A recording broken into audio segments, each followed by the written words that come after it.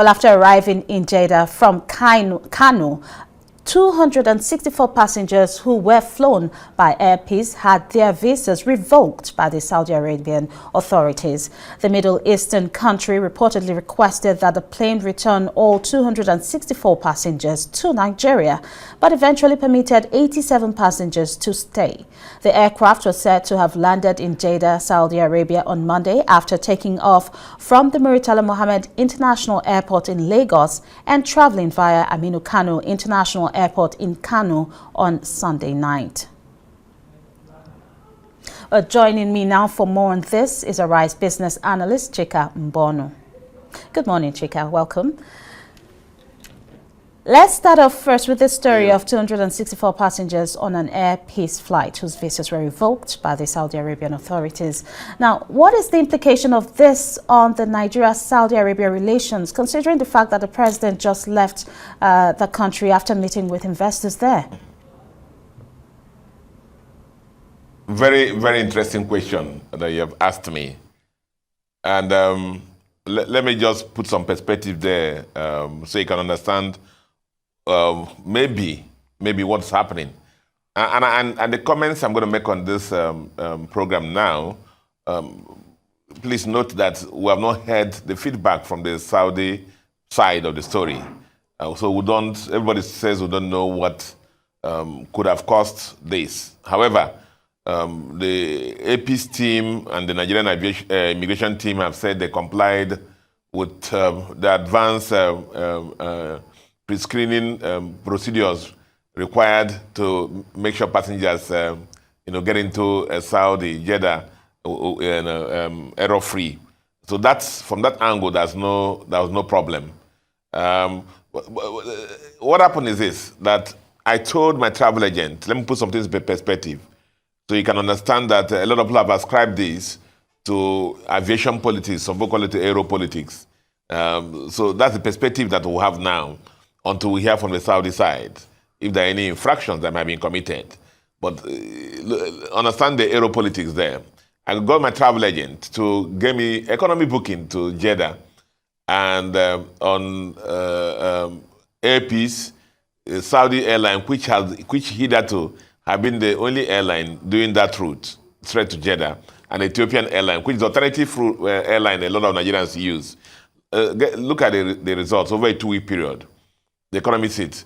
The ticket price between Air Peace and Saudi airline is about 400,000 naira difference, with Air Peace cheaper. So Nigerians were getting cheaper ticket, and Air Peace were getting full load. And remember that the Air Peace flight is straight to Jeddah, just like the Saudi flight, and it's cheaper. So you can imagine, explains why Air Peace, since it started, have been getting full load, and they're taking away bread and food from the mouth of Saudi Air. The other alternative airline, which is Ethiopian airline, for example, it was more expensive than Air Peace by about 150,000 naira. But the layover in Addis Ababa is about 3-4 hours, going about 3 hours coming back. So you find that, to all intents and purposes, Air Peace had a competitive advantage to take the route over.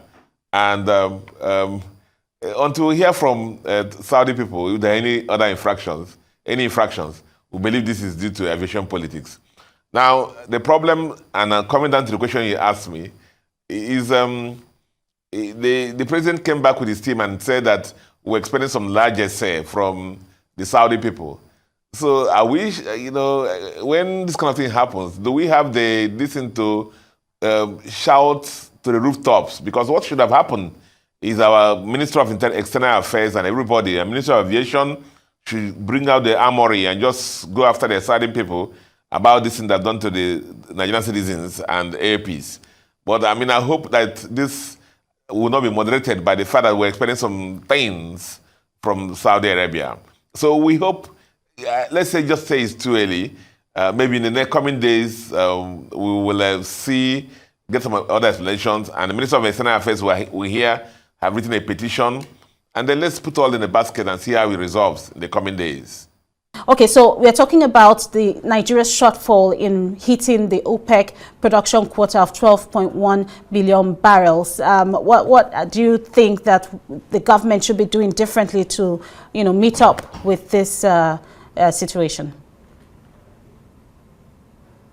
Well, I've been sounding like a cracked record on this program, and I've been shouting myself hoarse from the beginning of the year, and said that I can't understand. God has given us this gift of oil, and that's our major, source of revenue and foreign exchange. That our exchange dollar naira is tanking against the dollar is due to the fact that we don't have these earnings from the oil.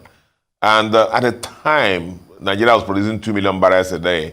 When we've had these kind of problems in the past, oil prices have always rescued us. And throughout the Russian-Ukraine crisis, oil prices spiked up to $100 per barrel and above.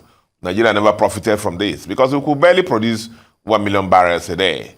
And then because of the fact that you and me know oil theft, literally every Nigerian had his own pipe in addition to the former original pipe. The IOCs called it organized theft, syndicate theft, and it seemed that nobody was listening. Hopefully that the government and everybody, National Security Advisor, everybody is come on the table. And I used to wonder why we didn't, throw the whole power of the nation or the state against all these people who were, stealing our commonwealth. But we hear now that production is going up to 1.5 million barrels a day, still below our OPEC quota. For a country that's produced consistently at the time, 2 million barrels a day, is still below average.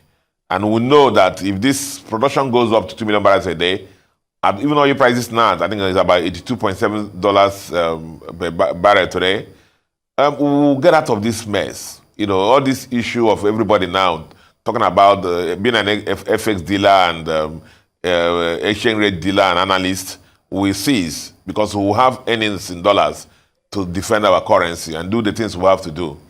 So it's commendable that slowly our production is inching up due to the fact that the security agencies, have increased their work and their watch over these pipelines.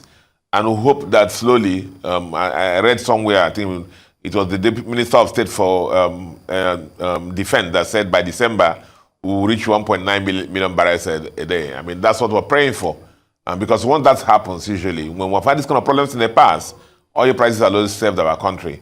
Because that's God's gift to us. And I've said that while we are exploring other sources of oil exchange earnings and stop becoming a beggarly nation going around looking for who will give us dollars and lend us dollars, we should focus all our energy on what God has given to us and then make sure we rescue our commonwealth from those who have taken over that, or the pipelines. And so it's commendable, and we hope that it may continue towards 2 million barrels a day, and then you will sing hallelujah at the end of the day. I totally agree with you. Thank you so much for your insights. We have Arise business analyst Chika Mbonu there.